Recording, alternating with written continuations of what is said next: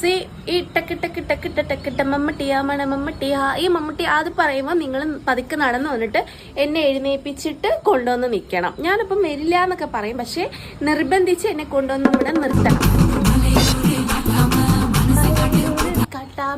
മനസ്സിക്കട്ട് പൂട്ടാമ. ഈ പൂട്ടാമ എന്ന് പറയുമ്പോ പൂട്ടാമയുടെ ആ സാധനം കാണിക്കണം കേട്ടോ. ഉന്നെ പോലെ ആരുമില്ല മാമ.